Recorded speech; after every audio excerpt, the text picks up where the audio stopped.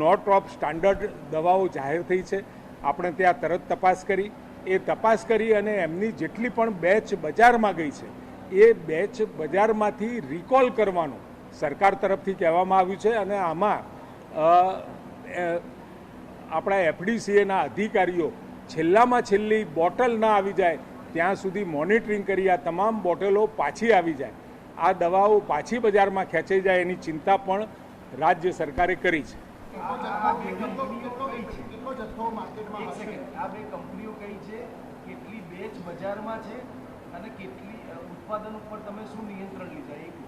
Safe pharma, હા, private limited, Rajkot highway ઉપરની મૂડીમાં છે.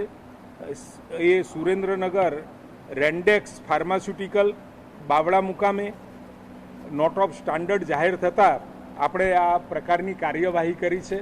એના ઉત્પાદન એમને અત્યાર સુધી કેટલું ઉત્પાદન કર્યું, ક્યાં વેચ્યું, અને આપણા ગુજરાતમાં એ લોકોએ જે કહેવાય કે દવાની દુકાન ઉપરથી સીધી એ જે એનું વિતરણ થતું હતું એમાં ટોટલ ઉત્પાદિત સંખ્યા અને સાથે વિતરિત સંખ્યા આ બંનેનો તાળો મેળવી અને તમામ દવાઓ જે અત્યારે બજારમાં હયાત છે એ તમામે તમામ પરત આવે એ માટેનો પ્રયત્ન પૂરા જોશથી એફડીસીએના અધિકારીઓ પ્રત્યેક દુકાન અને પ્રત્યેક દુકાનો સુધી કેમિસ્ટ એસોસિએશનને પણ આની જાણ કરી છે કે આ બે કંપનીઓની કોઈ દવાઓ હોય તો એ દવાઓ તાત્કાલિક પરત એને આપવી.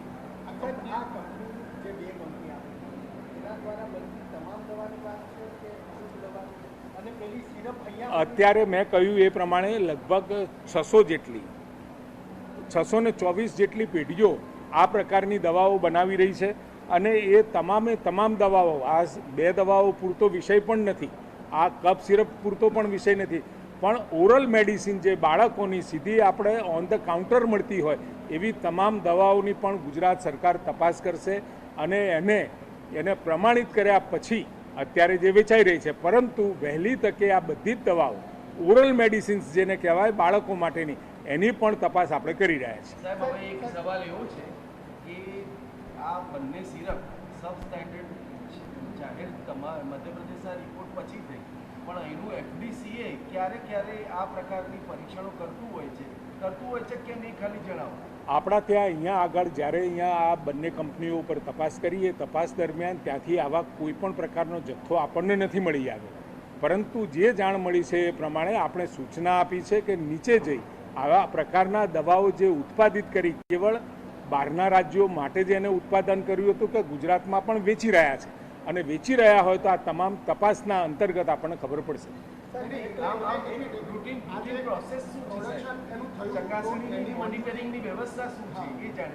આમાં પ્રત્યેક બેચનું મોનિટરિંગ પણ થતું હોય છે.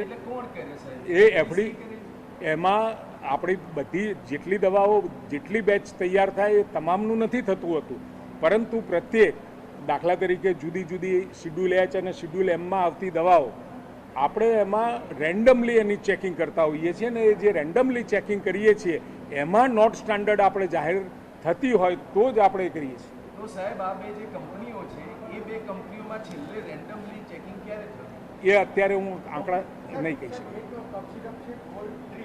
કોલ્ડ ડ્રિંક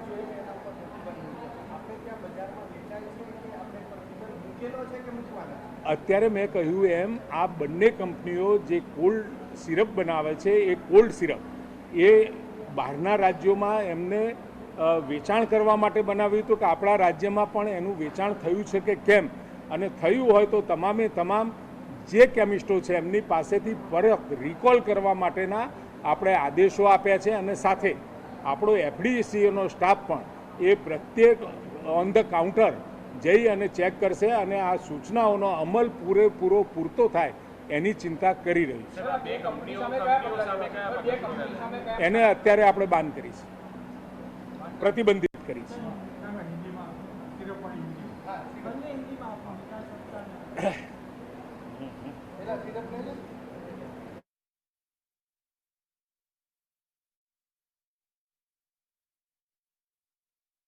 ના દાયરામાં આવી છે તેને લઈને રાજ્ય સરકાર હવે આગામી દિવસોમાં તપાસ કરશે તેવી વિગત આરોગ્ય પ્રધાને આપી. તો કફ સિરપ વિવાદ પર રાજ્ય સરકાર એલર્ટ પર છે. દવાના જથ્થાને બજારમાંથી પાછો મંગાવી લેવાયો હોવાની વાત કહી છે.